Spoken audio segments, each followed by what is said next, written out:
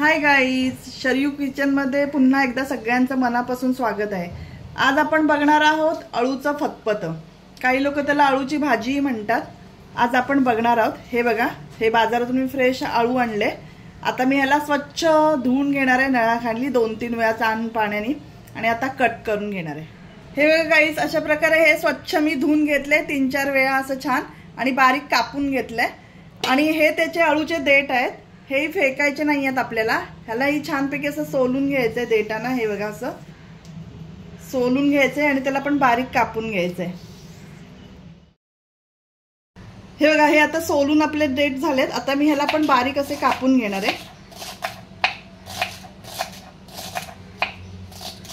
तर ह्या अळूमध्ये हेही आपल्याला देठ सोलून आपण कापून घेतलेले देठ घालायचे। नंतर मी ह्याच्यामध्ये घालणार आहे ही अर्धी वाटी शेंगदाणे आहेत, भिजवून घेतलेले शेंगदाणे आहेत। हे भिजवलेले शेंगदाणे मी अर्धी वाटी याच्यात घालते।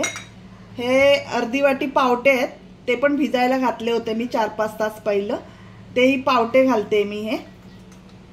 नंतर मी 2 हिरव्या मिरच्या बारीक कापून घेतल्या होत्या।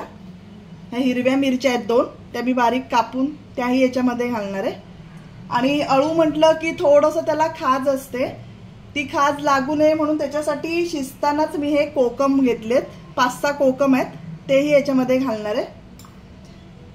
आणि आता हे सगळं आपल्याला याच्यामध्ये 2 ग्लास पाणी घालायचंय आणि कुकरला चांगल्यापैकी 4-5 शिट्ट्या करून ह्याला गुरगुरीत शिजवून। हे बघा, आता मी हे कुकरला अळू शिजायला घातलंय। आता छानपैकी ह्याला 5 ते 6 शिट्ट्या करून घ्यायच्यात आपल्याला आणि एकदम मऊसूत गुरगुरीत कुकरमध्ये शिजवून घ्यायचंय। हे बघा गाईज, आपलं छानपैकी गरगरीत असा अळू शिजलेला आहे। हे बघू शकता तुम्ही, आतले पावटे शेंगदाणे असे छानपैकी मिक्स झालेत, गरगरीत शिजले। ह्याला मी 5-6 शिट्ट्या कुकरला करून घेतल्या होत्या। आता आपण ह्याला फोडणीला देऊया, चला। हे बघा गाईज, मी कढई तापायला ठेवले आणि कढईमध्ये 2 मोठे चमचे तेल तापायला ठेवले। आता मी सगळ्यात आधी फोडणीला लसूण घालणार आहे। मी 10-12 पाकळ्या हा लसूण घेतलाय, पकडीने ठेचून घेतलाय। ह्याला जेवढा लसूण ह्याला जास्त असेल ना तेवढा आपल्या अळूची भाजी ही जे फतफत आहे खूप खमंग होतं। मी आता हे लसूण टाकते फोडणीला। नंतर थोडीशी मी राई घालणार आहे आणि थोडंसं मी जिरं घालते।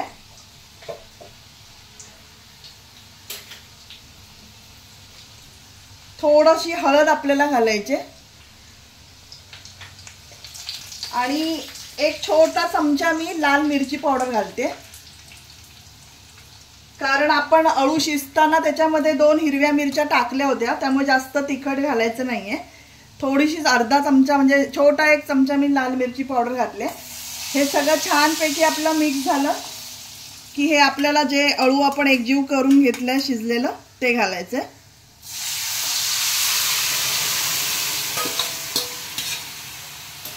आणि छान असं मिक्स करून घ्यायचं याला। तुम्ही बघू शकता किती छानपैकी याला कलर आलाय मस्तपैकी।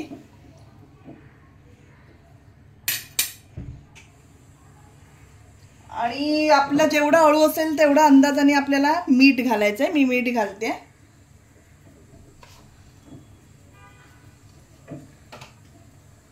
आणि एक छोटा चमचा मी हा गरम मसाला घालते।